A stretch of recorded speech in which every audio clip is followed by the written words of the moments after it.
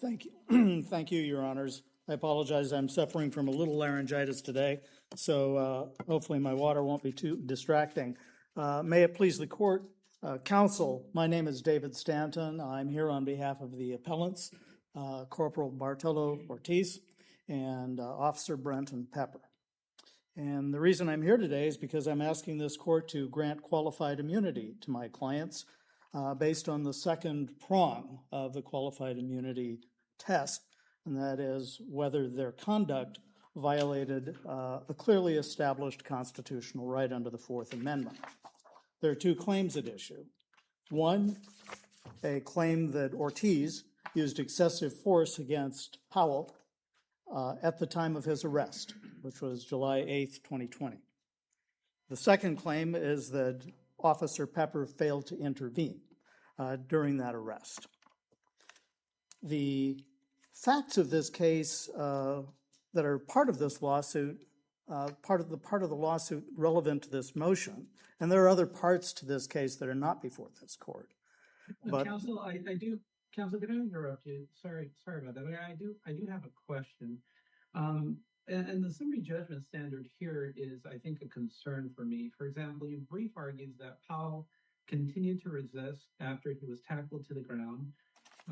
But we simply cannot assume that when the summary judgment standard requires that we view the evidence in the light most favorable to Powell and draw all reasonable inferences in his favor. So at the summary judgment stage, a jury could believe Powell's version of the facts. So tell me why that's wrong. Yes, Your Honor, and thank you for the question. I completely agree that that is the summary judgment standard. However, there is an exception for evidence that is captured on video if it blatantly contradicts that presumption that would otherwise exist. Can you tell me in what way that's true? I know that you're referencing the Scott versus Harris standard, and I understand that. But what exactly are you saying the video contradicts? The version that was presented. Yes, Your Honor, and what the video shows is, and this is a very fast-moving arrest, obviously, but in a period of time compressed in less than 30 seconds, we see Powell go from taking a fighting stance and resisting Ortiz's efforts to subdue him after several baton strikes. He's tackled by Pepper. And I don't know if I'm looking at the right camera or not, but that's where the screen is. He is tackled by Pepper.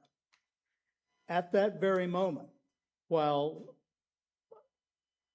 Ortiz is continuing with the baton strikes, there is one final strike on Powell's lower back. Powell is not placing his hands behind his back despite orders to do so. And I think that that's critical. I've watched this video maybe dozens of times, and at one point I see at least three officers that were on top of Powell, and at one point Powell is not resisting. So according to Scott, that doesn't blatantly contradict Powell's version, does it? Or how does it? I think it does blatantly contradict because he was ordered to place his hands behind his back, and he did not do so. So, counsel, on that, go ahead. At the point where Powell's right hand is visibly empty and both officers, Pepper and Ortiz, are pulling that right arm behind his back, the left is already completely restrained. Why would it be reasonable intermediate force to be pressing the baton on Powell's neck with the weight of Officer Ortiz's body, when at that point he's completely prone, lying on his stomach, left hand is totally constrained? You have a third officer lying on the feet. You have an officer putting his body weight on the back. So tell me, how is that force reasonable? Yes, Your Honor. And why there's not even at least a reasonable dispute of fact that should go to a jury on that question. I think it's important to make a distinction at this point in terms of the reasonableness of the conduct. And I know that there was a lot of discussion about that in the briefing.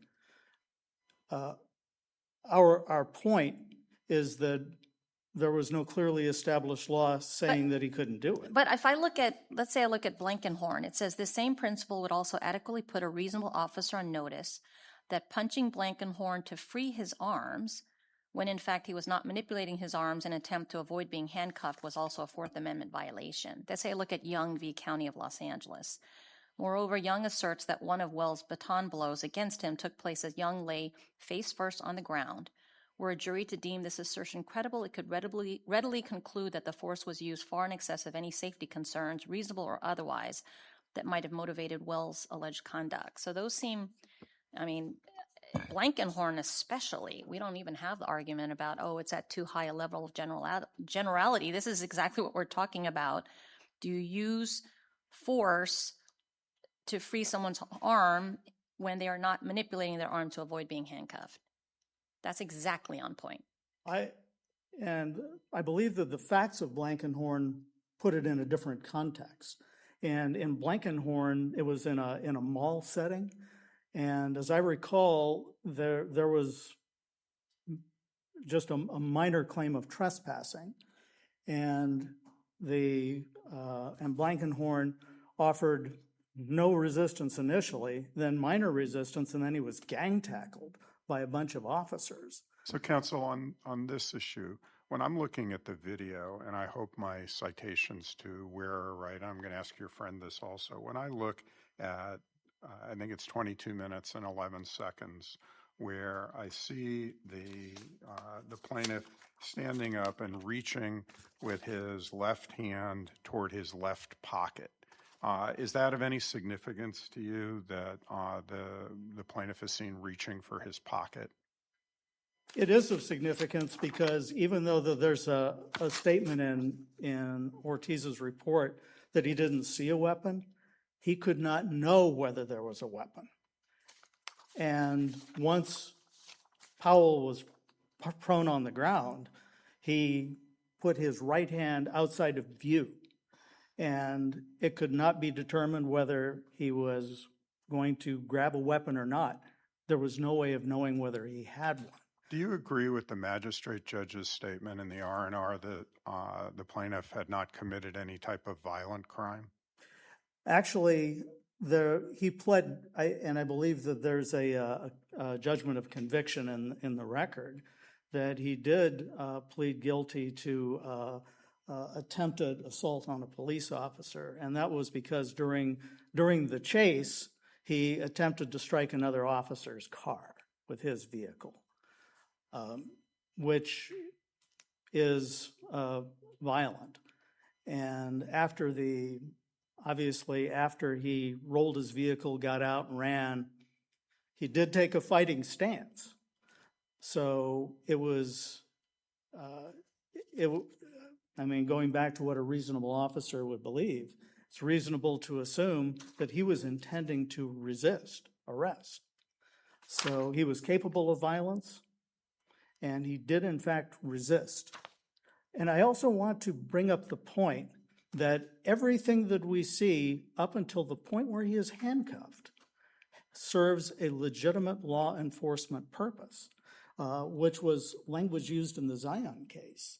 Can I ask you, on the second after 22 and 11 seconds, 22 and 12 seconds, you see that Powell's left hand is visible and it's empty. And then 4 seconds later, 22 and 15 seconds, you see Powell's hands are both visible and they're both empty. And Officer Ortiz said, I put my gun in my holster because he wasn't armed. And if I look at your answer to the original complaint, it says that upon being placed on the ground and subdued, plaintiff stopped resisting the officers and that plaintiff was unarmed. Same with your answer to the first amended complaint. I think the It timing says that shortly after being placed on the ground and subdued, plaintiff stopped resisting the officers. Yes, Your Honor. And I think the timing is critical, and maybe that was an overgeneralization. We can see what happened in the video. It's clear. He stopped resisting after he was placed in handcuffs, but it's clear that his right hand had to be forced behind his back in order to apply the handcuffs. No question about that. Well, why wouldn't it be a reasonable question of fact that when he had his left arm completely restrained and he put his right arm under his face, it was to cushion, because you can see from the video he's got abrasions on his cheek from the pavement, that he was just cushioning his face. Why is that at least a reasonable jury can make a decision against you on that point, that that wasn't actually resisting? And if it was resisting, it was reasonable resistance, that the law doesn't allow this type of intermediate force in response. Right. And so I think that the issue of reasonableness goes to what the officers believed were reasonable in believing at the time as they were attempting to apply handcuffs. And I'm going to say every prone suspect who is placed on the ground, who is going to be placed in handcuffs, is going to come in contact with the ground in some manner. So we're not saying that it's unreasonable to place a suspect in a prone position on the ground. The only issue comes down to Ortiz's use of the baton to pin Powell's head down while other officers are placing Powell in handcuffs. So, counsel, you're out of town. You're out of time. We've taken up a lot of your time with questions. We'll give you a little bit of time for rebuttal. Thank you, Your Honor. I appreciate it.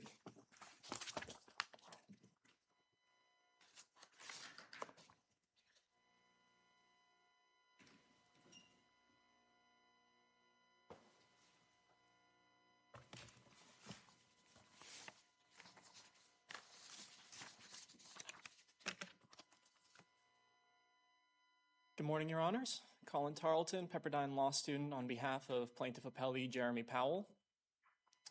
So first, I would like to discuss the question of the video evidence in this case, specifically the Scott v. Harris standard. As Judge Mendoza correctly pointed out, the video evidence in this case, while it does clearly show most of what happened in this in the altercation, it does not blatantly contradict any of Mr. Powell's assertions as to the use of force and the degree of force used by Officers Ortiz and Pepper. Specifically, as well, in the scope of review, we have, this is a limited interlocutory appeal, which means that we can only, this court can only reverse to the extent that this case turns on an issue of law. You're not alleging that the force used prior to Officer Pepper tackling Powell is excessive, are you? No, we are not, Your Honor. Okay. So at what point then, just when Officer Powell or Officer Pepper places Powell on the ground, is that the moment then? Tell me exactly when you're saying the excessive force begins. The excessive force begins the moment that Mr. Powell is tackled to the ground, Your Honor. From that point, there are 3 baton strikes delivered by Officer Ortiz, and each of those strikes would be excessive force because at that point, Mr. Powell ceased resisting. But when Mr. Powell's on the ground on his stomach, his right hand is under his torso. And the officers don't know if that's reaching for a weapon, if that's reaching for a knife that's in his pants. Yes, Your Honor, the officers don't know. However, up to that point beforehand, we can see once the officers get out of the vehicle, they can see Mr. Powell is walking away with his hands in the air. And even after that, after Officer Ortiz rips his hoodie off of him, at any point before that moment, Mr. Powell had a chance to pull out a weapon if he was in possession of one. But the officers also knew that your client had engaged in extremely dangerous conduct by engaging in a high-speed chase with what I would describe as a very dangerous weapon, a car going 70 miles an hour and putting hundreds of lives at risk. Do you agree with that?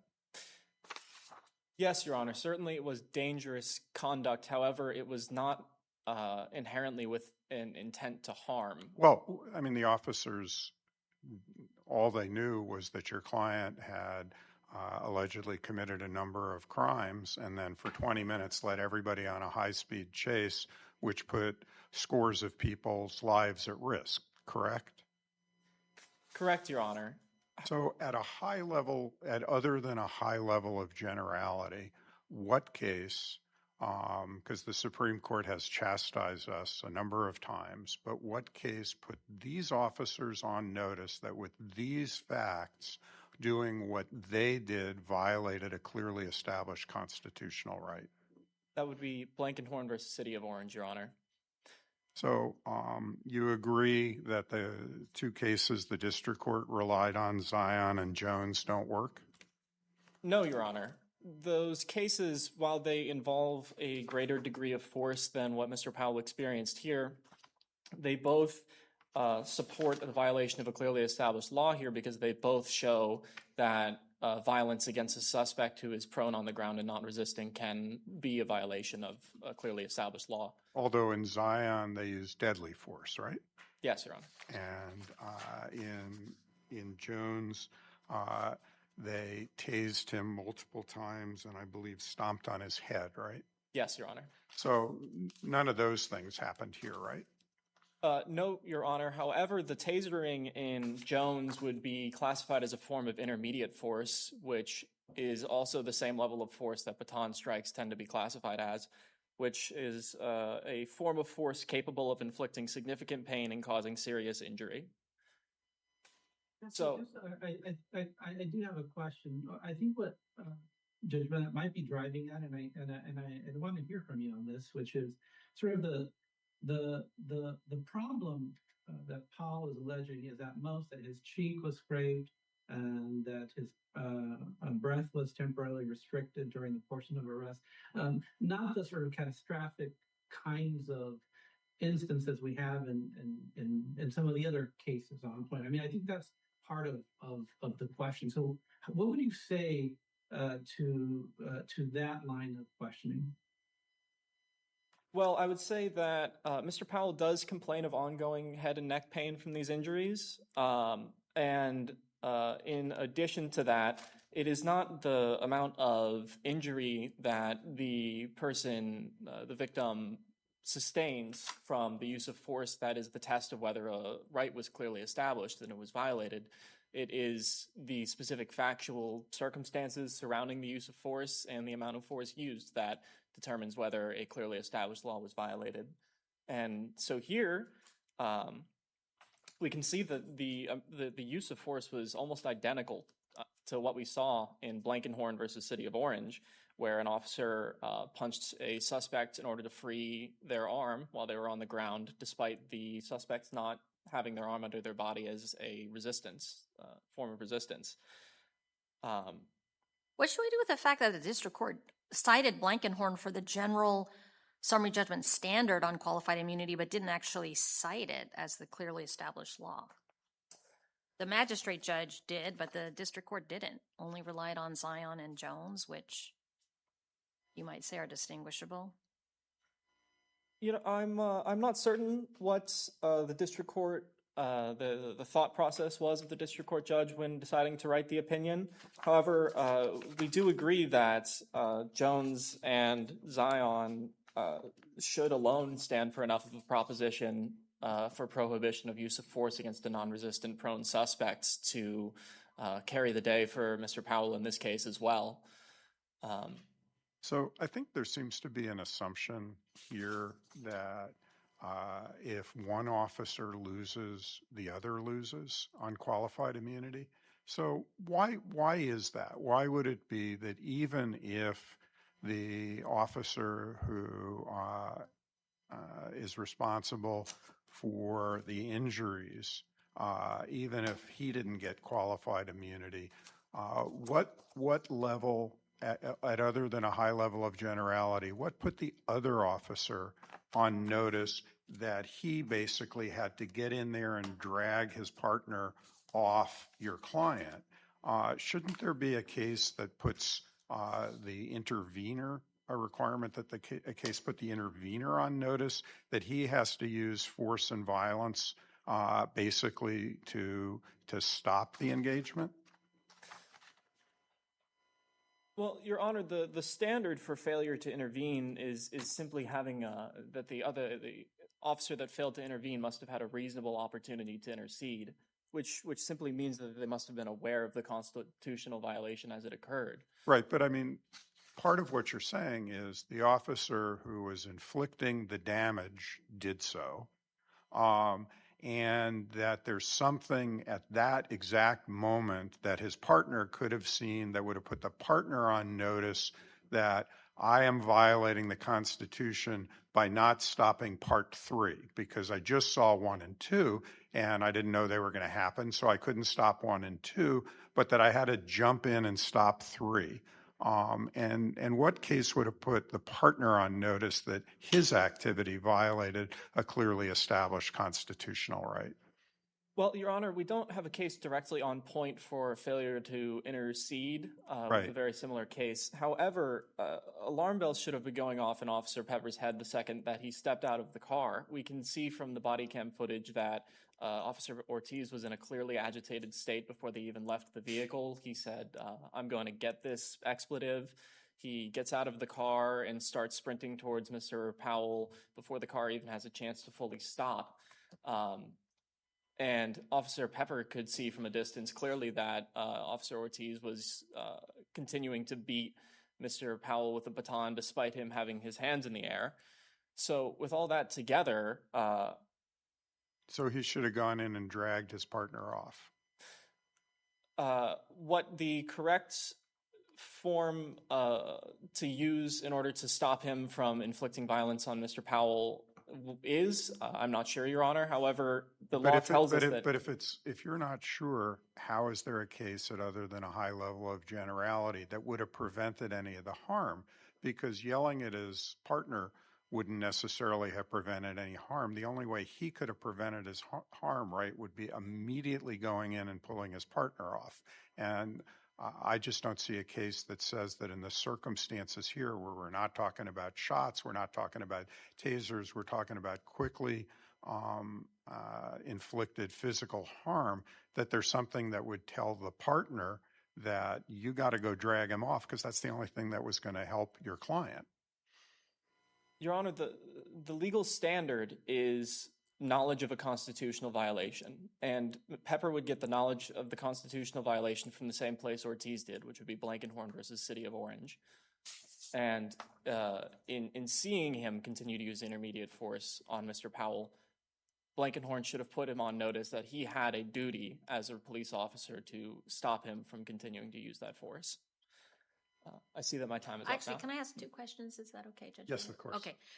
Do you concede that your claim that Officer Pepper used excessive force in the Fourth Amendment, that's a new claim, the district court didn't allow it in screening, so we shouldn't consider that, right? Well, Your Honor, let's see. I have it in my notes here somewhere. Essentially, in the screening order, I believe it's Section 1915A, the district court screens claims and not theories of claims when they are choosing to screen out claims that do not have merit. Fundamentally, our position is that the district court left open a Fourth Amendment claim against Officer Pepper. No, I'm sorry. This is not a new theory. This is a new claim. Right? The excessive force was only against Ortiz. It was the failure to intervene that was against Pepper. So if you want to now come in and say, no, there's an excessive force Fourth Amendment claim against Pepper, that's a new claim. And I just don't think we should look at that in the first instance on appeal. That's not a new theory against Ortiz, right? That's not a new excessive force theory against Ortiz that Pepper also engaged in. Excessive force. Well, the district court, I believe their specific language was a Fourth Amendment failure to intervene claim against Pepper. Yes, I mean, if this court chooses to sees that as a direct excessive force claim as a new claim and not a new theory of liability, then certainly yes, this court should not look at it for the first time on appeal. However, Officer Pepper still clearly is liable for failure to intervene. Did you have a Okay, second I question? did. Your summary judgment opposition mentions 2 other videos, but those are not before us, correct? Correct. Okay. We were not able to find those other videos. Oh, okay. All right. Thank you. All right. Thank you, counsel. We'll give you 2 minutes for your rebuttal. Thank you.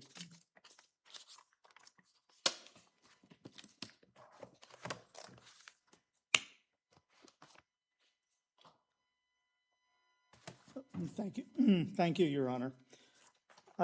Just a few quick points. The issue of Pepper's liability, and that's correct, it has been assumed that Pepper's liability is derivative. I believe that is the law of this circuit, and it is the law of other circuits as well, that if the primary actor in an excessive force case is not liable or is granted qualified immunity, then the secondary actor, the one who allegedly failed to intervene, is also not liable. And for that proposition, I cite Tobias v. Arteaga, and Perez v. Fresno as cases that stand for that proposition. There are a number of other ones as well. In terms of the what we just discussed, of course, there is no excessive force claim against Pepper in this case. It's not before this court. Mr. Powell did amend his complaint at one point after the screening order and did not add an excessive force claim against Pepper. It's just not here. In terms of Blankenhorn, I'd like to reiterate a point that I made earlier, and even though there may be some general similarities or general analogies that could be drawn to this case, Blankenhorn was a very different set of circumstances. And Mr. Blankenhorn was in a mall, had been allegedly accused of trespass. The officers, more or less without warning, gang tackled him, punched him, and hobbled him after a minor offense. A very different set of background facts from this case, where we had a high-speed car chase and resisting arrest, taking a fighting stance, and having to be subdued. All right. We thank counsel for their arguments. The case just argued is submitted. We want to particularly thank Mr. Carlton and the Pepperdine Caruso School of Law and the clinic and your supervising attorneys. Thank you for your excellent job, and we look forward to seeing you as a member of the bar in the future.